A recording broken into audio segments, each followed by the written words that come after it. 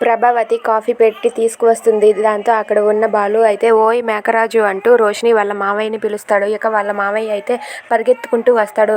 ఆ మాట వినగానే ప్రభావతి అయితే ఏంట్రా ఇది, మేకరాజు అని పిలుస్తున్నావేంట్రా, వింటే ఏమనుకుంటారు అని చెప్పి ప్రభావతి అంటూ ఉంటుంది.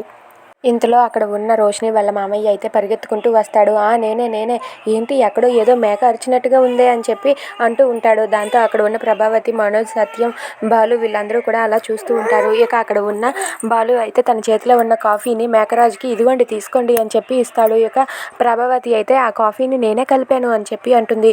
ఇక అలా అక్కడ ఉన్న రోషిని వాళ్ళ మామయ్య అయితే కాఫీని తాగుతూ ఉంటాడు. ఇక ఇంతలో అక్కడ ఉన్న బామ్మ ఇలా అంటూ ఉంటుంది.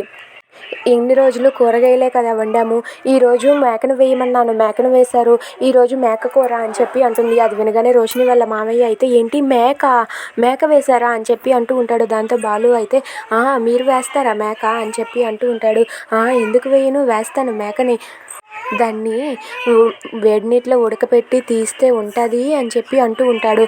అవునా అని చెప్పి మొత్తం అంతా కూడా బాలు అయితే అడుగుతూ ఉంటాడు. ఇక దాంతో రోషిని వాళ్ళ మామయ్య ఫ్లోలో అవేవి మర్చిపోయి మొత్తం అంతా కూడా నిజం చెప్పేస్తాడు. అవునా, అయితే మన షాప్ ఎక్కడా అని చెప్పి బాలు అడుగుతాడు. అది వినగానే అక్కడ ఉన్న రోషిని వాళ్ళ మామయ్య ఎలా అంటూ ఉంటాడు. షాప్ ఎక్కడా అంటావేంటి, మెయిన్ రోడ్డు మీదే అని చెప్పి అంటాడు. అది వినగానే అక్కడ ఉన్న వాళ్ళందరూ షాక్ అవుతారు. దాంతో బాలు అయితే దొరికిపోయాడు, అడ్డగా దొరికిపోయాడు.